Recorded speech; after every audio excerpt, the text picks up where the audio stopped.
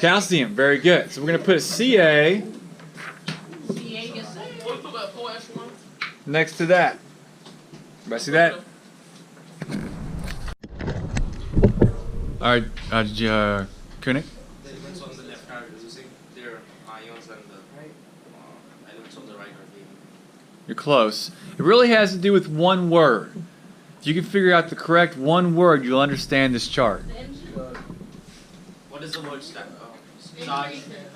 The word starts with an R. Raise your hand.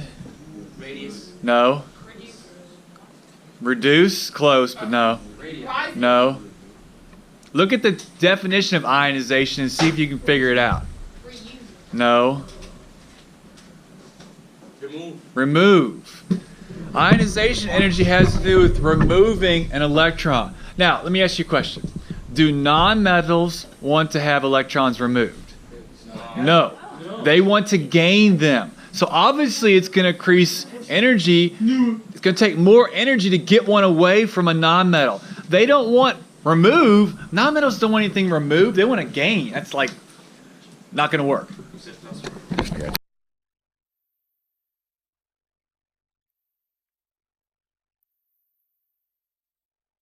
Electrons toward the nucleus to make the atom smaller. Moving down a group, the outermost orbital.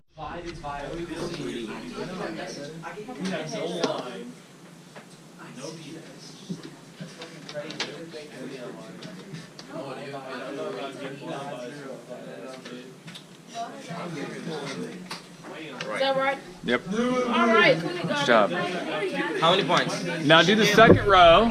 Is needed to overcome the attraction between the positive charge of the nucleus and the negative charge of the electron. Ionization energy is defined as the energy required to remove an electron from a gaseous atom.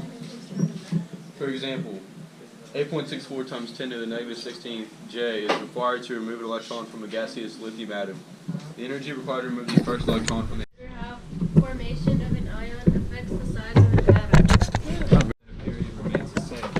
Each successive element has one additional proton or electron. I don't. You want Family Guy? I don't. We don't have cable because my kids would like only watch TV, and that's the only way to get them out of the house is to get rid of cable and Netflix. Go outside.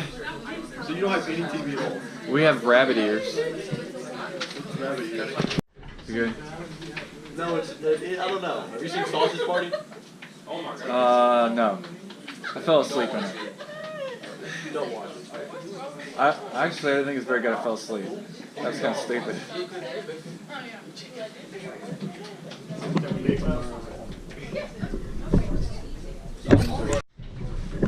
There are no numbers on the F block because the lanthanum and the actinum are the series group. That is, there are exceptions in the periodic table. The exceptions would be that the F block does not follow into the 18 groups. That is, these elements do not behave like any of the elements in the other 18 groups. They behave like the lanthanide and the actinide series in your book. So if you look at your book, which almost dropped, you'll see that that's why they're named as such, lanthanide and actinide. So there are exceptions there. There's a pattern across a period right here. Energy is defined as the energy required to remove an electron from a gaseous atom. For example, Repulsion between the atom's outer electrons, forcing them to move far. One group of atoms that have positive or negative charge. You will learn about ions in chapter 7. And then God, this one sucks too.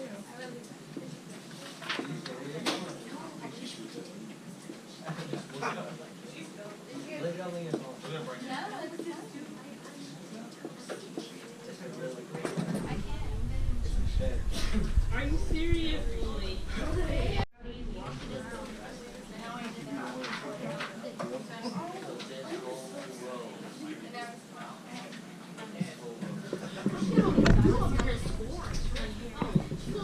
Nice job. referencing our long periodic table, we have 4s.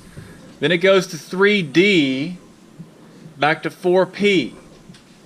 And this is associated with engineering. You want to reinforce your lower level before you add on to the upper level. In India, they don't have building codes, so you could just add on to the building at the top. The problem is they'll fall over and kill people. So we have in America something called building codes. You can't add on to the next story unless you reinforce the lower ones. That's what's happening here. You can.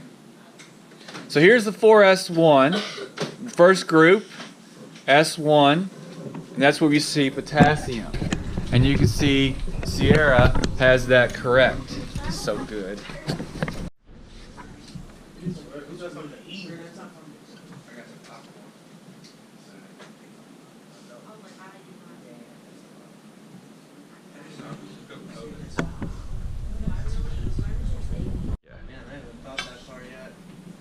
Something like Max. So Zane has Max, and Max is super intelligent, right? So he's got that one thing that's different than Zane, and it can go the opposite way too, that your kid is just exceptionally really, really good at one thing, whether it's school or athletics. Destiny's gonna name her baby, Hope's gonna name her baby Destiny, right? So up here, this is the electron configuration for Hope. All of this background, like this 2s2, this 1s2. Here's the deal. My child, she's gonna,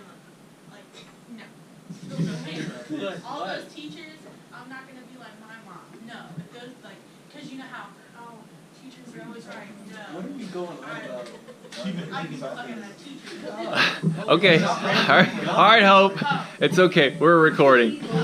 So the point here, Hope is going to have Destiny. So Hope is 2s2, and let's say her parents are 1s1. Now, fundamentally, Destiny is going to be a little bit different than Hope. That's what you're seeing here, this 2p2. That last electron is going to make her, it's going to designate her, it's going to separate her a little bit. And that will drive Hope a little bit crazy, because you're like, you're just a little bit different from me, but you need to be more like me, and I'm going crazy. And especially if you've been really successful at something. Let's say you're like a professional basketball player, and you have a child, and your kid doesn't play basketball as well as you do. It can be a little bit frustrating. Trust me, when you have kids, you understand they can be a little frustrating, because they're not exactly like you. Ionization energy increases as you go across the period to the right. Raise your hand, 10 points.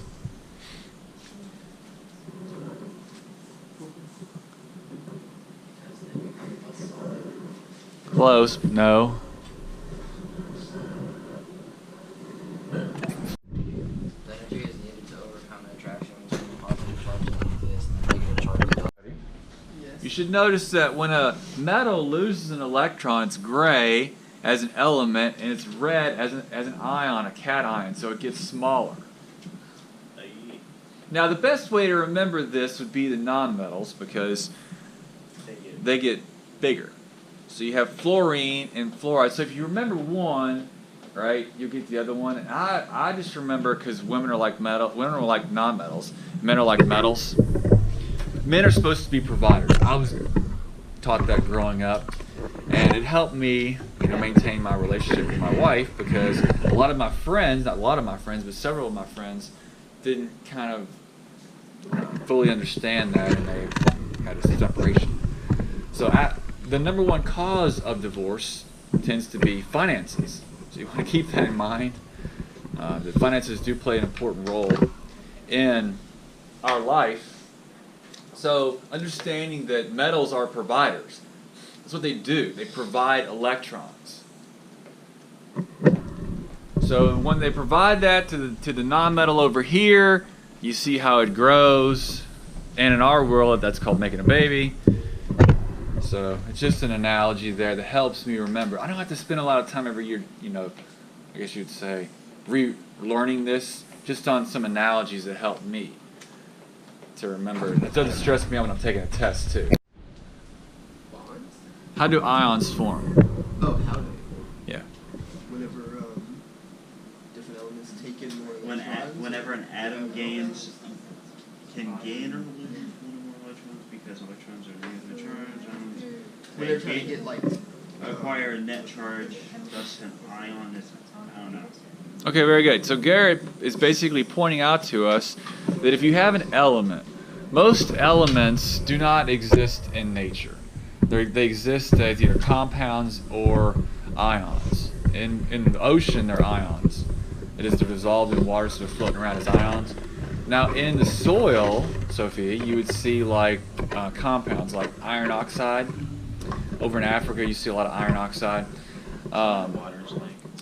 Calcium deposits too in the United States, and lime.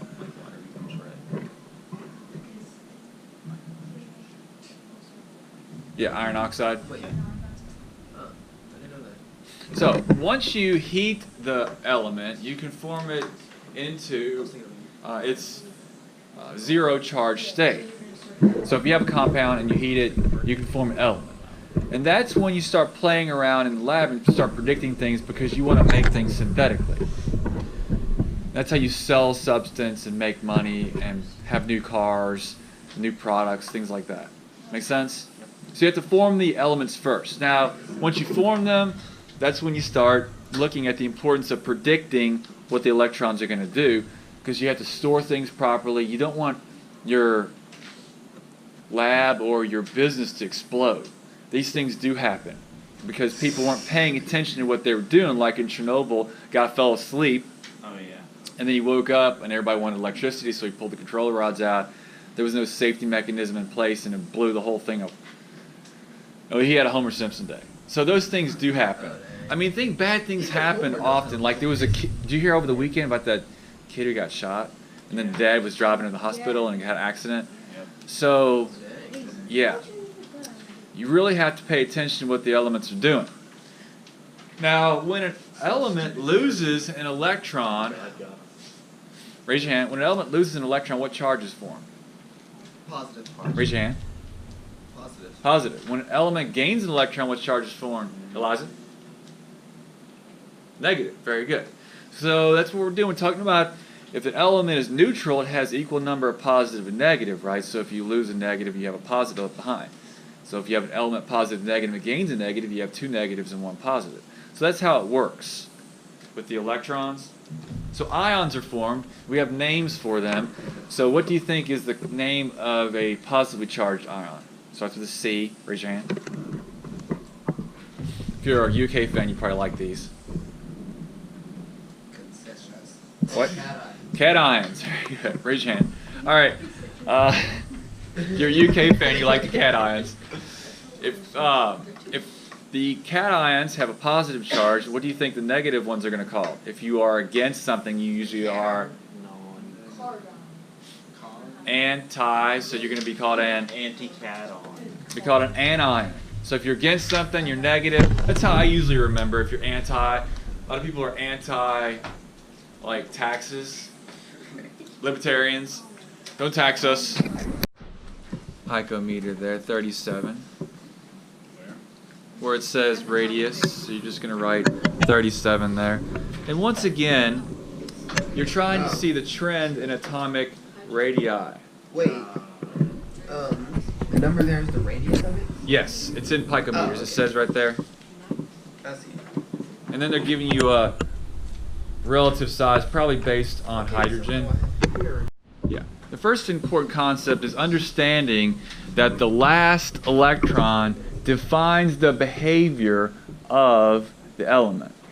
That's what this diagram is trying to show you as a review. The last electron is telling you the difference between oxygen and fluorine. Is everybody clear? Oxygen and fluorine, they're going to have a different last electron. Now that doesn't mean that the overall valence shell isn't important, because here we have 4 out on the outside, here we have 6. And the valence shell is going to give you the overall characteristic of the element. But the important thing to remember is that last electron is defining who you are. Just like you're a little different from your mom and dad, right? If you go and you have, if you're like, let's say, a player of basketball, because basketball's in C right now. and you have somebody that's coaching you, right? That coach, even though they might be really, really good, they're not going to be able to impart all their skill upon you. There's going to be certain things that you're going to lack just because of gifts. Maybe your gift of listening. Maybe your gift of, doing what somebody else is telling you to do. Really, there are two things that are necessary to be successful. If you've seen the movie Rain Man, they kind of talk about that in the movie Rain Man with Dustin Hoffman. The guy was autistic. What does that mean?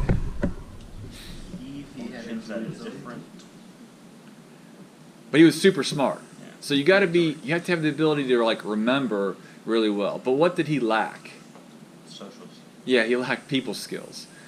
And if you have both of those, you tend to be really, really successful. You have good people skills and you're really, really smart.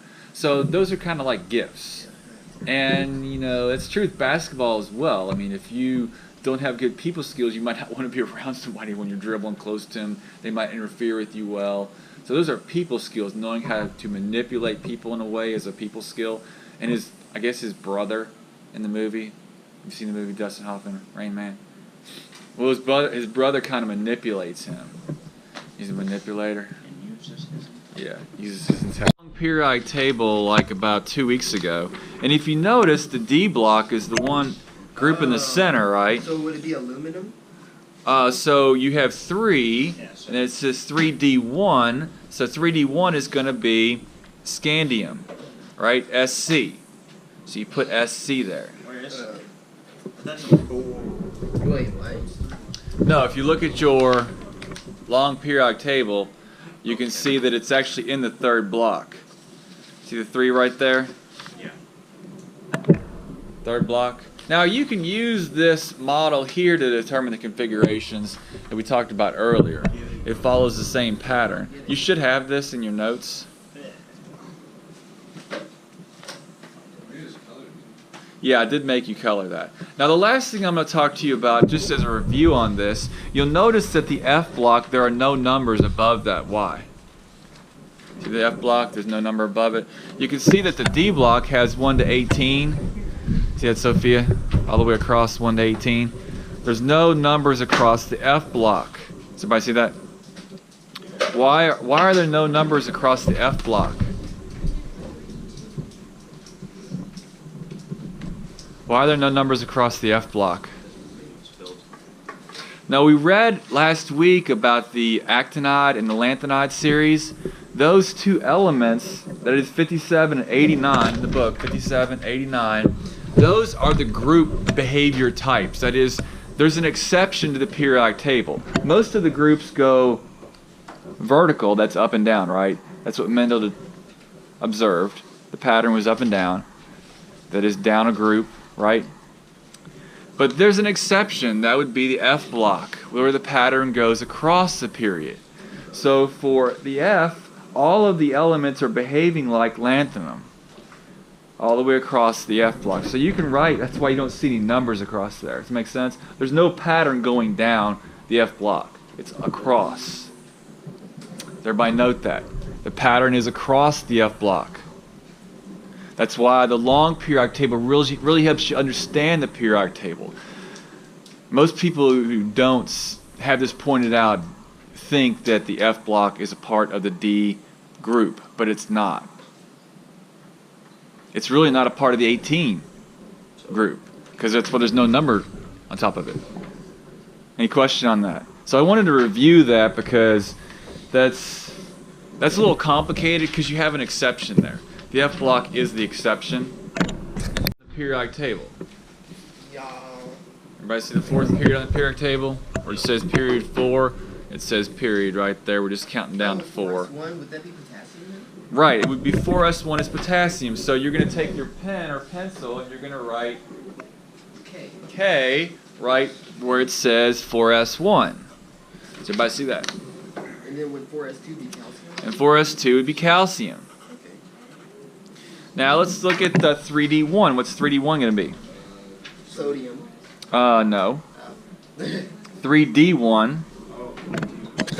View of the electron configuration. We just had this on the test, but we want you to understand that the last electron really is what defines the behavior of the element. What's the last one doing? Because remember, we talked before that the electron configuration builds on the previous element. So helium builds on what? Hydrogen. So if you look inside of helium, you can find hydrogen structure.